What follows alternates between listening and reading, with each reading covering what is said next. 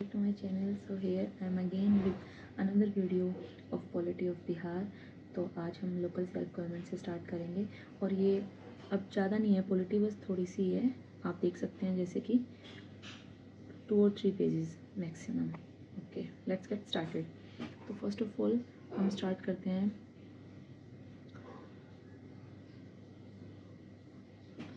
Local self government से।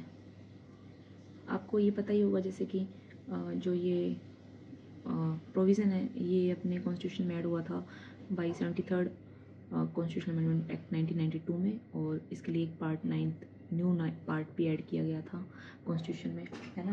तो ये ओवरऑल हम कॉन्स्टिट्यूशन की बात करेंगे। कॉन्स्टिट्यूशन में कब लोकल लेवल पे गवर्नमेंट की प्रोविज़न ऐड हुए थे, तो 73rd कॉन्स्टिट्यूशन अमेंडमेंट 1992 में पार्ट 9 ऐड किया गया था कॉन्स्टिट्यूशन में।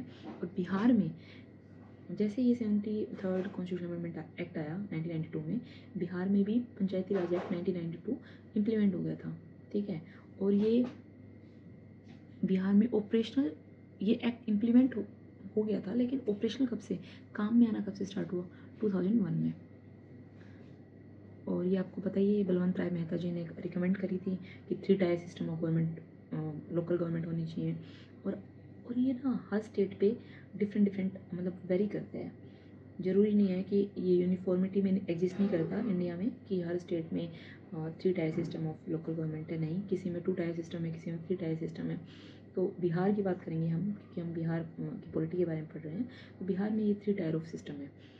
तो अब एक्चुअल में बिहार में पंचायती राज एक्ट, बिहार पंचायती राज एक्ट आया था 2006 में, इम्प्लीमेंट हो गया था, है ना।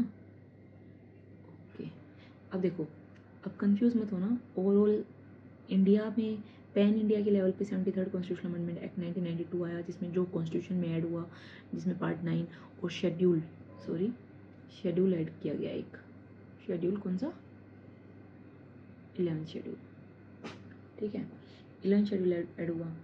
और ऐसे ही बिहार ने 1992 में पंचायती राज एक्ट इम्प्लीमेंट करा और ऑपरेशनल 2001 में हुआ। लेकिन बाद में बिहार पंचायती राज एक्ट आया 2006 में। अब इस एक्ट के प्रोविज़न क्या है, मैंने बताया जैसे कि 3 टायर ऑफ सिस्टम की बात करी थी। तो ग्राम पंचायत, पंचायत समिति, जिला परिषद, ठीक है, ये तीनों लेवल पे होगी। जैसे कि ये विलेज लेवल पे होगी, at village level, at block level,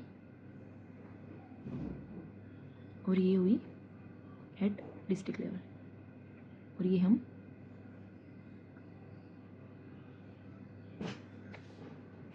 rural administration की बात कर रहे हैं, ठीक है। अब इसमें 50% रिजर्वेशन की बात करी वुमेन के लिए ऑल लेवल में, ठीक है। जो ये तीनों लेवल हैं, विलेज, ब्लॉक, डिस्ट्रिक्ट, इन तीनों लेवल पे जो वुमेन का रिजर्वेशन है वो 50%, मतलब 50% सीट जो है रिजर्व होंगी वुमेन के लिए। और मैक्सिमम 20% रिजर्वेशन किसके लिए, बैकवर्ड क्लासेस के लिए करा गया। अब जैसे कि मैंने आपको पहले वीडियो में बताया था पॉलिटिके में कि जो ओबीसी को, बैकवर्ड क्लास को जो रिजर्वेशन है वो ना ही लोकसभा में, ना ही राज्यसभा में, ना ही किसी स्टेट लेजिस्लेटिव असेंबली में, ना ही किसी स्टेट लेजिस्लेटिव काउंसिल में है। ऐसा कॉन्स्टिट्यूशन में कहीं मेंशन नहीं है। और इनको ओबीसी को reservation Lok Sabha, Rajya Sabha, state legislative assembly और काउंसिल, इनमें कहीं नहीं मिलता। रिजर्वेशन एक जगह है तो वो है लोकल सेल्फ गवर्नमेंट में, ठीक है, लोकल सेल्फ बॉडीज़ में, ठीक है। और ये भी यूनिफॉर्म नहीं है कि भाई हर स्टेट में ही होगा, है ना। किसी स्टेट में है ये, किसी स्टेट में नहीं है, वो उनकी स्टेट गवर्नमेंट पे डिपेंड करता है वो कहाँ ओबीसी को रिजर्वेशन दे रहे हैं, कहाँ नहीं दे रहे, है ना। तो मैक्सिमम जो 20% रिजर्वेशन है वो बैकवर्ड क्लास को मिलेगा eight all level and post. Bihar में ये प्रोविज़न है, ठीक है, कि ओबीसीज को मिलेगा reservation. SC and ST will get reservation in proportion to the population at all level. SC and ST को भी यहाँ पे रिजर्वेशन है। और इनको रिजर्वेशन कैसे है, इनकी जो टोटल पॉपुलेशन है ना उस एरिया में, उसके प्रोपोर्शन में ये कितने हैं, ये कितनी पॉपुलेशन में है, उसके अकॉर्डिंग इनको रिजर्वेशन मिलेगा। अब एक फैक्ट ये है कि SC ST और बैकवर्ड क्लासेस के लिए जो रिजर्वेशन है वो एक्सीड नहीं करना चाहिए 50% से, है ना।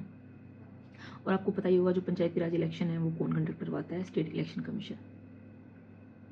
This is important fact.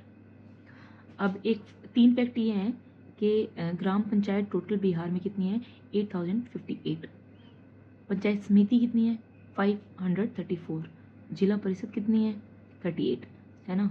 तो ये PYQ भी हैं। जब मैंने पहले भी बोला था आपको, जैसे ही मैं PYQ की सीरीज़ कराऊंगी आपको, मैं उसमें भी बता दूंगी और मैं साथ साथ भी बताती रहूँगी आपको। अब हम पढ़ते हैं ग्राम सभा। तो हाँ जी, तो ये लार्जेस्ट असेंबली होती है, हम ग्राम सभा के बारे में पढ़ रहे थे। ये लार्जेस्ट असेंबली होती है पंचायती राज की, क्योंकि इसमें हर वो इंडिविजुअल ऐड होगा जो मोर देन 18 ईयर्स होगा, है ना, क्योंकि 18 ईयर्स हमारी वोटिंग एज है, तो इस वजह से ये लार्जेस्ट असेंबली होती है। अब एक फैक्ट ये है कि gap should not be more than 3 months between 2 meetings of Gram Sabha. जो ग्राम सभा की मीटिंग होगी ना, उनमें जो गैप होगा वो 3 महीने से ज़्यादा नहीं हो सकता, ठीक है। अब मीटिंग कितनी भी हो सकती हैं, लेकिन 2 मीटिंग के बीच में 3 महीने से ज़्यादा गैप नहीं हो सकता। 3 महीने के अंदर अंदर दूसरी मीटिंग करनी पड़ेगी, है ना। और क्योरम, जैसे कि आपको ये पता होगा, जैसे कि लोकसभा में भी एक क्योरम ऐड होता है। जैसे कि कोई मीटिंग जब सेशन स्टार्ट होता है तो लोकसभा का आई थिंक 1/10 है क्योरम, कि इतने तो मेंबर होने ही चाहिए। लोकसभा की सीट मान लो 545 अगर मेंबर्स हैं, तो इसका 1/10 जितना होगा उतने मेंबर्स होने चाहिए, तभी हाउस ऑफ प्रोसीडिंग्स आगे बढ़ेंगी। ऐसे ही ग्राम सभा की जो प्रोसीडिंग्स हैं वो 1/20 इतने मेंबर तो होने ही चाहिए टोटल ग्राम सभा के, ठीक है। 1/20 टोटल मेंबर, ठीक है। अब ग्राम सभा में जो मुखिया होते हैं, अब इनके इलेक्शन पढ़ते हैं हम कि तीनों लेवल पे जो मुखिया, डिप्टी मुखिया, या फिर हम देख लेंगे अभी कि कैसे इलेक्ट होते हैं ये। तो ग्राम सभा के लेवल पे जो मुखिया होते हैं वो डायरेक्ट इलेक्ट होते हैं। जो डेप्यूटी या फिर उनको उप मुखिया भी बोलते हैं, वो इनडायरेक्ट इलेक्ट होते हैं। वार्ड मेंबर जो होते हैं वो डायरेक्ट इलेक्ट होते हैं। आपको पता ही होगा, जैसे गाँव में वार्ड मेंबर के भी इलेक्शंस होते हैं, ठीक है, तो ये डायरेक्ट होते हैं। अब ग्राम पंचायत में जो सरपंच है वो डायरेक्ट इलेक्ट होता है, डिप्टी सरपंच जो है वो इनडायरेक्ट इलेक्ट होते हैं, पंच जो है वो डायरेक्ट इलेक्ट होते हैं, ओके। और ये जो ग्राम पंचायत है वो फॉर्मेशन, जो ग्राम पंचायत की जो फॉर्मेशन होगी, कम से कम पॉपुलेशन 7,000 के लगभग होनी चाहिए, वहीं पे ग्राम पंचायत बनेगी। ये बिहार का प्रोविजन है, बिहार पंचायती राज एक्ट 2006 के अकॉर्डिंग ये प्रोविजन हम पढ़ रहे हैं। अब पंचायत समिति जो कि ब्लॉक लेवल पे बनती है, इसके जो प्रमुख होते हैं वो इनडायरेक्टली इलेक्ट किए जाते हैं। डिप्टी या फिर उप प्रमुख जो होते हैं वो इनडायरेक्टली वो भी, एंड पंचायत समिति के जो मेंबर होते हैं वो इनडायरेक्टली इलेक्ट होते हैं। जिला परिषद जो डिस्ट्रिक्ट लेवल पे होती है, उसके जो चेयरमैन है वो indirect, deputy chairman indirect, and जो मेंबर होते हैं जिला परिषद के वो डायरेक्ट, है ना। अब हम पढ़ते हैं अर्बन एडमिनिस्ट्रेशन।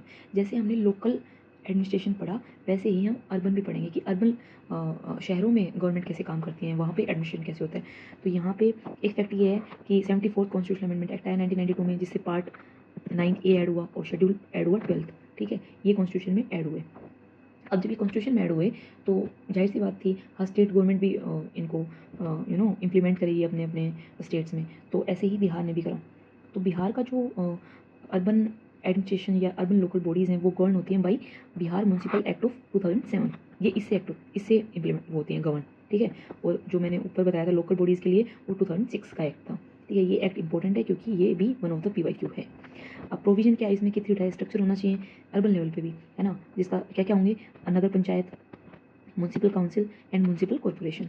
अब नगर पंचायत कितनी है 154 है बिहार में, म्यूनसिपल काउंसिल कितनी है 88 है, म्यूनसिपल कॉर्पोरेशन कितनी है 19 है, एंड टोटल कितनी है ये 261। और ये भी इंपॉर्टेंट है, इनमें से कोई तो पूछा था म्यूनसिपल कॉर्पोरेशन कितनी है शायद बिहार में, जब हम PYQ देखेंगे जब हम वो देख लेंगे। और जो म्यूनसिपल कॉर्पोरेशन है ये इलेक्ट होते हैं बाय डायरेक्ट वोटिंग से, जो म्यूनसिपल कॉर्पोरेशन के मेंबर होते हैं, ओके। अब हम पढ़ते हैं स्टेट फाइनेंस कमीशन के बारे में। आर्टिकल 243 सब क्लोज आई, है ना, इसमें मेंशन है स्टेट फाइनेंस कमीशन के बारे में, जो कि पार्ट 9 में ऐड हुआ था 73rd कॉन्स्टिट्यूशन अमेंडमेंट एक्ट के 1992 से।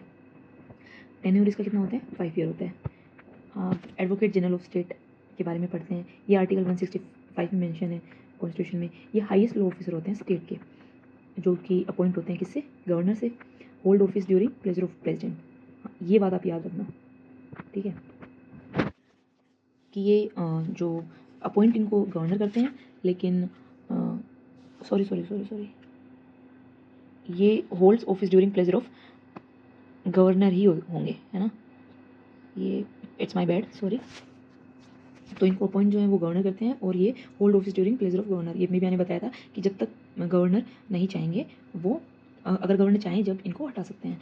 अब एक फैक्ट ये है कि ये दोनों हाउसेज में ये प्रोसीडिंग्स में हिस्सा ले सकते हैं, speak in both houses, but without voting, इनको वोटिंग राइट्स नहीं है। और ऐसे ही अपने जो अटर्नी जनरल ऑफ इंडिया होते हैं, AGI होते हैं, वो भी ऐसे ही लोकसभा और राज्यसभा दोनों की प्रोसीडिंग्स में बैठ सकते हैं, हिस्सा ले सकते हैं, लेकिन विदाउट वोटिंग। तो ऐसे ही सेम कन्वेंशन जो है वो स्टेट गवर्नमेंट में भी फॉलो किया जाता है। अब जुडिशरी के बारे में पढ़ते हैं। पटना हाई कोर्ट जो है वो कॉन्स्टिट्यूट हुआ था 3 Feb 1916 में, और ये जो वन ऑफ द प्रोविजन था गवर्नमेंट ऑफ इंडिया एक्ट 1909 का। Okay, then first chief justice कौन थे पटना हाई कोर्ट के? Edward Maynard Des Champs Chamier. इतना बड़ा नाम है, इतना बड़ा नाम तो ऑप्शन में आएगा नहीं, एडवर्ड मिनार्ड से याद रखना। और करंटली अभी कौन है चीफ जस्टिस? के विनोद चंद्रान, ये अभी अपने चीफ जस्टिस ऑफ पटना है। टोटल 29 जजेस हैं पटना हाई कोर्ट में, including chief justice, and 14 additional जजेस हैं। ओके, और इनकी जो अपॉइंटमेंट है वो प्रेसिडेंट करते हैं, लेकिन प्रेसिडेंट खुद नहीं कर सकते, वो कंसल्ट करते हैं chief justice of India and governor of concern state. अगर बिहार के जजेस की बात हो रही है, बिहार के जजेस की अपॉइंटमेंट की बात हो रही है, तो बिहार के गवर्नर के साथ प्रेसिडेंट कंसल्ट करेंगे प्लस सीजीआई के साथ। और जो ओथ है चीफ जस्टिस की वो कौन दिलाते हैं? वो अपने गवर्नर साहब ही दिलाते हैं। अब क्वालिफिकेशन क्या होनी चाहिए? जज, और ये 62 एज तक काम कर सकते हैं, उसके बाद रिटायरमेंट हो जाती है जजेस की, तो जो एज है वो 62 ईयर्स है। अब जुरिस्डिक्शन क्या क्या है इनके अंडर ना, हाई कोर्ट की ओरिजिनल जुरिस्डिक्शन होती है, रिट भी ये आर्टिकल 226 है, फंडामेंटल राइट के अगेंस्ट अगर किसी का वायलेशन होता है फंडामेंटल राइट्स का किसी भी इंडिविजुअल का, तो वो कोर्ट में जा सकता है। और हाई कोर्ट जो है वो रिट इशू करती है अंडर आर्टिकल 226। अपीलेट जुरिस्डिक्शन भी होता है। फॉर एग्जांपल आप किसी डिस्ट्रिक्ट कोर्ट में कोई मुकदमा चल रहा है आपका, ठीक है, वहाँ के जज ने कोई फैसला सुना दिया और उससे आप सेटिस्फाई नहीं हो, तो आप अपील के थ्रू आप हायर कोर्ट में यानी कि हाई कोर्ट में जा सकते हो। सुपरवाइजरी जुरिस्डिक्शन भी होती है एक, अब ये सुपरवाइज करती है लोअर कोर्ट्स को। कंट्रोल ऑफ सबऑर्डिनेट कोर्ट्स, जो सबऑर्डिनेट कोर्ट्स होते हैं उनको कंट्रोल करती है। कोर्ट ऑफ रिकॉर्ड की जुरिस्डिक्शन भी होती है ना। और पावर ऑफ जुडिशियल रिव्यू जो आर्टिकल 13 एंड 226 के अंडर कॉन्स्टिट्यूशन में मेंशन है।